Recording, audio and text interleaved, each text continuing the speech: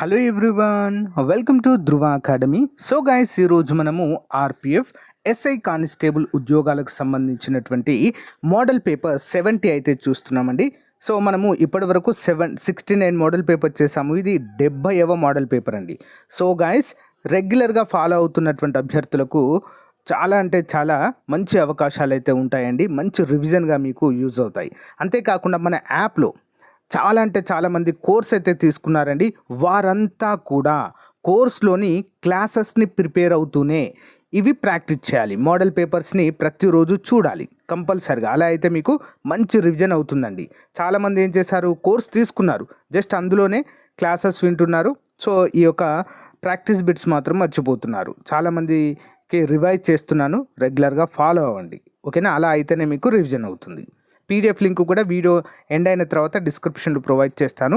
అందరు కూడా డౌన్లోడ్ చేసుకోండి.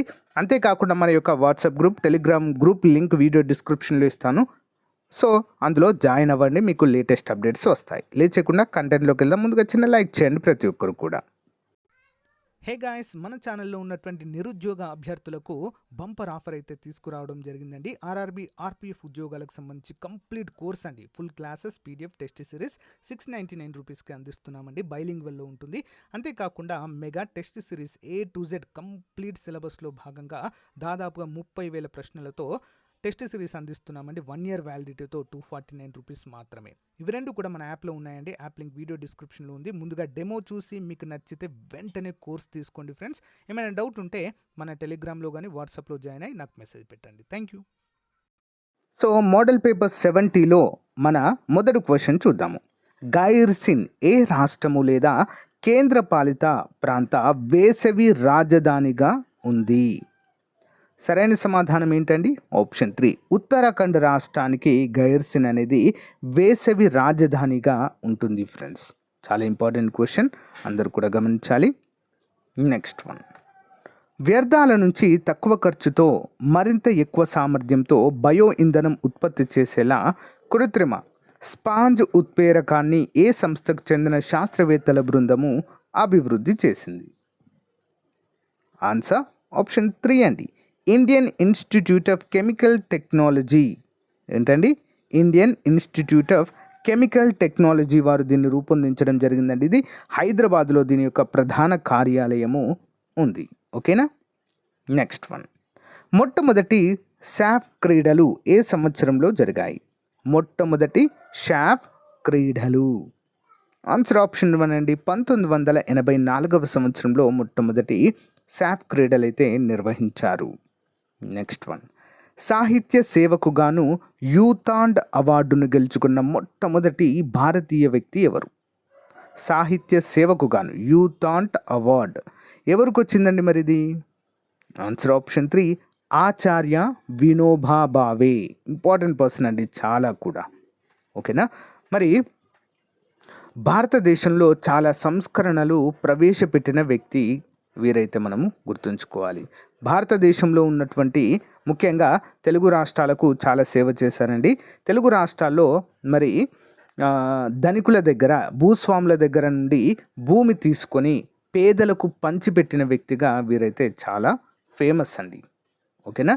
ఫిలిప్పీన్స్ దేశము, ఫిలిప్పీన్స్ దేశం అందించేటువంటి రామన్ మగసేసే అవార్డు కూడా వీరైతే పొందడం జరిగింది. ఓకేనా? నెక్స్ట్ వన్, ఆంధ్రప్రదేశ్లోని ఏ జిల్లాలో కూచిపూడి గ్రామం ఉంది? ఇది కూచిపూడి నృత్యానికి ప్రసిద్ధి. ఇటీవల జరిగినటువంటి CHSL ఎగ్జామ్లో ఈ యొక్క సాంప్రదాయ నృత్యాలకు సంబంధించి ఒక క్వశ్చన్ అడిగారండి. ఖచ్చితంగా అసలు ఆ క్వశ్చన్ లేకుండా పేపరే రాలేదు. సేమ్ ఇప్పుడు కూడా అంతే.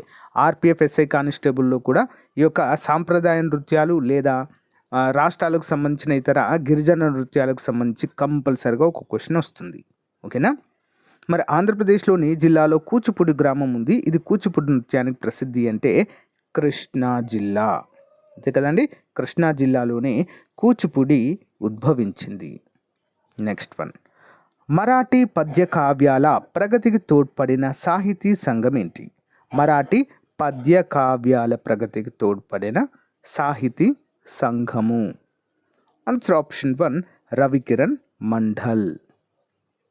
నెక్స్ట్ వన్, భీంబెట్కా హిల్లోని గుహ చిత్రాల సముదాయాన్ని ఏ సంవత్సరంలో కనుగొన్నారు?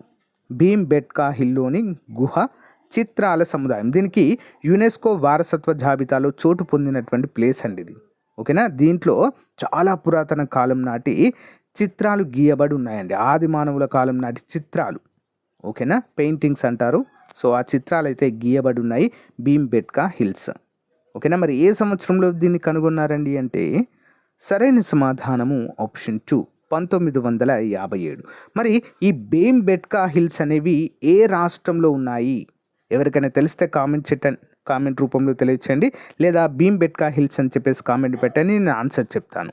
ఎగ్జామ్లో వచ్చే అవకాశం ఉన్నటువంటి క్వశ్చన్. Okay, next one. ఐక్యరాజ్య సమితి ప్రాంతీయ కమిషన్ల గురించి క్రింది వాటిలో ఏది సరైనది? ప్రాంతీయ కమిషన్స్ యుఎన్ఓ 1945 అక్టోబర్ 24న ఏర్పాటు చేయడం అయితే జరిగిందండి. ఓకేనా, మరి ప్రాంతీయ కమిషన్ల గురించి క్రింది వాటిలో ఏది సరైనదండి చూద్దాం. ఆన్సర్ ఆప్షన్ 4 అన్నీ సరైనవి. చూద్దాం. Asian Pacific Economic Commission Bangkok థాయిలాండ్లో ఉంది. Western Asian Economic Commission Beirut లెబనాన్లో ఉంది. యూరోప్ ఎకనామిక్ కమిషన్ జెనీవా స్విట్జర్లాండ్లో ఉంది. ఐక్యరాజ్య సమితి ఏర్పాటు చేసిన ప్రాంతీయ కమిషన్లు ఇవి. Next one. Airport Authority of ఇండియాను ఏ సంవత్సరంలో ఏర్పాటు చేశారు? ఎయిర్పోర్ట్ అథారిటీ ఆఫ్ ఇండియా న్యూఢిల్లీలో ప్రధాన కార్యాలయం ఉంటుందండి. మరి దీన్ని ఎప్పుడు ఏర్పాటు చేశారు? ఆన్సర్ ఆప్షన్ 1, 1995 సంవత్సరంలో airport Authority of India AAI అంటారు. ఓకే, జాతీయ రహదారుల నిర్వహణ కొరకు భారత ప్రభుత్వం 1998లో ఏర్పాటు చేసిన సంస్థ. ఇప్పుడండి 1998 ఏర్పాటు చేసిన సంస్థ పేరేంటి? National highways authority of India, NHAI అంటాం. National highways authority of India. Next one. మొట్టమొదటి మైక్రోచిప్ను రాబర్ట్ నోయిస్ మరియు జాక్ కిల్బీ ఏ సంవత్సరంలో తయారు చేశారు? మొట్టమొదటి మైక్రోచిప్ అండి. ఓకే, ఏ సంవత్సరంలో తయారు చేశారు? జాక్ కిల్బీ, రాబర్ట్ నోయిస్ మరియు జాక్ కిల్బీ అనేటువంటి ఇద్దరు పర్సన్స్ సంయుక్తంగా. ఆన్సర్ 1958. ఈ మైక్రోచిప్లను దేంట్లో ఉపయోగిస్తారంటే కంప్యూటర్ల తయారీ, మొబైల్ ఫోన్ల తయారీ, ఎలక్ట్రానిక్ పరికరాల తయారీలో వీటిని ఉపయోగిస్తారండి. ఓకేనా, చిప్. ఈ చిప్లో అర్ధవాహకంగా దేన్ని ఉపయోగిస్తారని చాలాసార్లు ఎగ్జామ్లో అడిగారండి. చిప్లో, మైక్రోచిప్లలో అర్ధవాహకంగా ఏంటి? సిలికాన్. ఓకే, మైక్రోచిప్లను దేంతో తయారు చేస్తారండి? సిలికాన్. ఓకేనా, నెక్స్ట్ వన్. కంప్యూటర్ యొక్క మెమరీ నందు ఆపరేటింగ్ సిస్టమ్ను పొందుపరచడాన్ని ఏమంటారు? కంప్యూటర్ యొక్క మెమరీ నందు ఆపరేటింగ్ సిస్టమ్ను పొందుపరచడాన్ని ఏమంటారు? 72. ఆన్సర్ ఆప్షన్ 2 అండి, బూటింగ్ అంటారండి. ఏమంటారు? బూటింగ్. నెక్స్ట్. విటమిన్ సి లోపం వల్ల కలిగే వ్యాధి ఏంటి? ఓకే, మనకు 2 రకాల విటమిన్స్ ఉంటాయండి. నీటిలో కరిగే విటమిన్లు, కొవ్వులో కరిగే విటమిన్లు. ఈ సి విటమిన్ అనేది నీటిలో కరిగేటువంటి విటమిన్. ఓకే, నీటిలో కరిగేటువంటి విటమిన్గా మనమైతే చెప్పుకోవచ్చు. మరి ఈ సి విటమిన్ లోపం వల్ల ఏ వ్యాధి మనకు కలుగుతుందండి? 73. ఆన్సర్ వచ్చేసి ఆప్షన్ 3 అండి, స్కర్వీ. ఓకే, స్కర్వీ అనేటువంటి వ్యాధి కలుగుతుంది. సి విటమిన్ అనేది ముఖ్యంగా సిట్రస్ జాతి ఫలాలు లైక్ ఉసిరి కావచ్చు. ఓకేనా, నెక్స్ట్ బత్తాయి లాంటి ఫలాలలో ఎక్కువగా మనకు సి విటమిన్ అనేది లభిస్తుంది. ఓకే, గమనించాలి అందరూ కూడా. ఈ జిరాఫ్థాల్మియా అనేది ఏ విటమిన్ లోపం వల్ల వస్తుంది? రికెట్స్ అనేది డి విటమిన్ లోపం వల్ల వస్తుంది. పెలాగ్రా అనేది కూడా డి విటమిన్ లోపం వల్ల అయితే రావడము జరుగుతుందండి. ఓకేనా, important. Income tax training school ఎక్కడ కలదు? Income tax training school Nagpur. City of oranges అంటామండి నాగపూర్ని. ఏమంటాము? సిటీ ఆఫ్ ఆరెంజ్ సిటీ లేదా ఆరెంజ్ సిటీ అని కూడా అంటాము నాగపూర్. ఇక్కడ ఇన్కమ్ ట్యాక్స్ ట్రైనింగ్ స్కూల్ ఉంది. నెక్స్ట్, ఆర్టీఐని విస్తరించండి. ఆర్టీఐ. సరైన సమాధానం ఆప్షన్ 1 అండి, regional training institute. Regional training institute. Next one. రక్తంలో చక్కెర గాఢతను పెంచే హార్మోన్ ఏది? రక్తంలో చక్కెర గాఢతను పెంచేటువంటి హార్మోన్ ఏది? 76. ఆన్సర్ ఆప్షన్ 2 అండి, గ్లూకాగాన్. ఏంటది? గ్లూకాగాన్. నెక్స్ట్ వన్, శ్వాసక్రియ జరపలేని జీవులు క్రింది వాటిలో ఏవి? శ్వాసక్రియ జరపలేని జీవులు ఏంటవి? వైరస్లు అండి. వైరస్లు శ్వాసక్రియను జరపలేవు. ఓకేనా. నెక్స్ట్ వన్, గొట్టాలు తయారు చేయుటకు వాడు ప్లాస్టిక్ పదార్థం. గొట్టాలు అంటే పైప్స్ అండి. ఓకేనా. పైప్స్ తయారు చేయడానికి వాడే ప్లాస్టిక్ పదార్థం ఏది? Answer option 2, polyvinyl chloride. Polyvinyl chloride. PVC pipes అంటూ ఉంటాం కదా, ఆ పీవీసీ యొక్క ఫుల్ ఫామే పాలీవినైల్ క్లోరైడ్.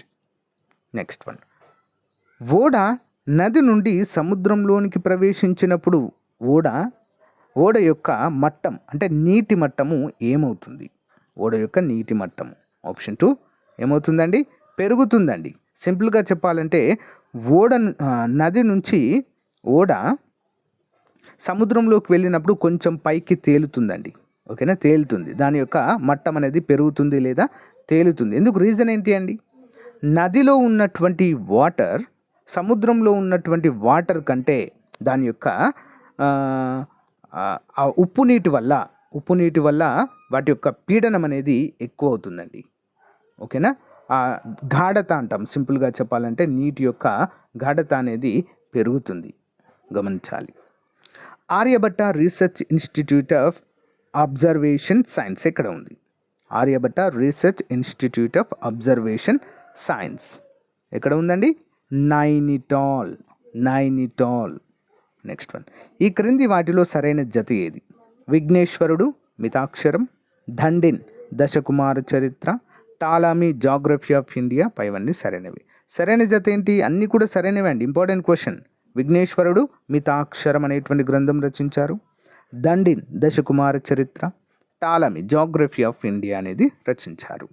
నెక్స్ట్ వన్, ఎరాన్ శాసనం దేనిని ప్రస్తావిస్తుంది? ఎరాన్ శాసనము దేని గురించి ప్రస్తావిస్తుందండి? ఆన్సర్ ఆప్షన్ 1, సతీ ఆచారాన్ని గురించి, సతీ సహగమనాన్ని గురించి ఇందులో ప్రస్తావించడం జరిగిందండి. మరి ఈ ఎరాన్ శాసనం వేయించినటువంటి రాజు ఎవరంటే అశోకుడు. ఓకే, అశోకుడు. మరి భారతదేశంలో మొదటగా శాసనాలు వేయించిన రాజు ఎవరంటే అశోకుడే. ఓకేనా, గమనించాలి. కాశ్మీర్ దేశ ఔరంగజేబుగా పేరుగాంచిన పాలకుడు ఎవరు? కాశ్మీర్ దేశ ఔరంగజేబుగా పేరుగాంచిన పాలకుడు 83 ఆప్షన్ 3 అండి, సికిందర్. ఎవరండి? సికిందర్. నెక్స్ట్ వన్, దివి నుండి భువికి దిగిన సేనానిగా వర్ణించబడిన ఆంగ్లేయ సేనాని ఎవరు? దివి నుండి భువికి దిగిన సేనానిగా అభివర్ణించబడిన ఆంగ్లేయ సేనాని ఆప్షన్ 1, రాబర్ట్ క్లైవ్ అండి. Robert Clive. Next, Gandhiji Hunter కమిషన్ను ఏ విధంగా పేర్కొన్నారు? గాంధీజీ హంటర్ కమిషన్ని ఏ విధంగా పేర్కొన్నారండి? వైట్ వాష్గా పేర్కొన్నారండి. ఏంటండి? White wash. Okay. Next one, క్రింది వాటిని జతపరచండి. రూర్కెలా, దుర్గాపూర్, బిలాయ్, బొకారో. ఏంటండి ఇవన్నీ పేర్లు? భారతదేశంలోని అతిపెద్ద ఇనుము ఉక్కు కర్మాగారాలండి ఇవి. రూర్కెలా, దుర్గాపూర్, బిలాయ్, బొకారో. మరి ఇవి ఏ రాష్ట్రంలో నెలకొని ఉన్నాయి? చూద్దాం మరి సరైన సమాధానం ఏంటి అనేది. ముందుగా రూర్కెలా ఎక్కడుందండి? ఒడిషా. రూర్కెలా ఒడిషా. నెక్స్ట్ దుర్గాపూర్ పశ్చిమ బెంగాల్. బిలాయ్ ఎక్కడుంది? ఛత్తీస్గఢ్. బొకారో జార్ఖండ్. ఓకే, గమనించాలి. ఇంపార్టెంట్ క్వశ్చన్ అండి. క్రింది వాటిని పరిశీలించి సరైన సమాధానమును గుర్తించండి. భారతదేశంలో మొట్టమొదట మెట్రో రైలును 1984లో కోల్కతాలో ప్రారంభించడం జరిగింది. ఢిల్లీ మెట్రో దేశంలోనే మొట్టమొదటి ఆధునిక మెట్రోగా పేరుగాంచింది. సరైన సమాధానం ఏంటండి? ఆప్షన్ 3, A మరియు B రెండు కూడా సరైనవే. నెక్స్ట్ వన్, క్రింది వాటిని పరిశీలించి సరైన సమాధానంను గుర్తించండి. కొంకన్ తీర ప్రాంతంలో రైలు మార్గాన్ని నిర్మించడం కోసం కొంకన్ కార్పొరేషన్ అనేటువంటి సంస్థను 1998లో ఏర్పాటు చేశారు. 760 కిలోమీటర్ల పొడవైన ఈ మార్గము మహారాష్ట్రలోని రోహాను, కర్ణాటకలోని మంగళూరును కూడా కలుపుతుంది.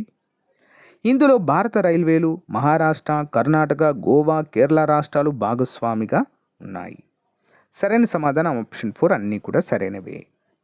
నెక్స్ట్ వన్, 1987 అక్టోబర్ 27న భారత ఉపరితల జలమార్గాల ప్రాధికార సంస్థను ఇక్కడ ఏర్పాటు చేశారు. భారత ఉపరితల జలమార్గాల ప్రాధికార సంస్థ. ఆప్షన్ 1 నోయిడా అండి, ఉత్తరప్రదేశ్లో నోయిడా. నెక్స్ట్ వన్, ప్యారిస్లో జరిగిన COP21 సమ్మేళనంలో ప్రపంచ భూతాపాన్ని గ్లోబల్ వార్మింగ్ మరి ఇంతకు పరిమితం చేయాలని నిర్ణయించారు. ఎంతకు పరిమితం చేయాలని నిర్ణయించారండి COP21 సదస్సులో? ఆన్సర్ ఆప్షన్ 2 పారిశ్రామిక స్థాయి కంటే ముందున్న దానికన్నా 2 డిగ్రీల సెల్సియస్ తగ్గించాలి. గ్లోబల్ వార్మింగ్కి ప్రధాన కారణం ఏంటండి? సో కార్బన్ డైఆక్సైడ్ వాయువును తగ్గించాలి. మీథేన్ కూడా ఉంటుంది ఇందులో, but main carbon dioxide. Next, క్రింది వాటిలో వేటి చొరబాటు ఫలితం గ్రీన్ హౌస్ ఎఫెక్ట్? వేటి ద్వారా అండి గ్రీన్ హౌస్ ఎఫెక్ట్ గల కారణము? ఆన్సర్ ఆప్షన్ 3 దీర్ఘతరంగ రేడియేషన్స్. నెక్స్ట్ వన్, ప్రభుత్వ నిబంధనల ప్రకారం ఎలక్ట్రానిక్ వ్యర్థపు సేకరణకు పూర్తి బాధ్యత ఎవరిది? ఎలక్ట్రానిక్ వ్యర్థాల సేకరణ ఎవరికి బాధ్యత ఉంటుందండి ఇది? 92. ఆన్సర్ వచ్చేసి ఆప్షన్ 2 అండి, ఉత్పత్తిదారులదే బాధ్యత.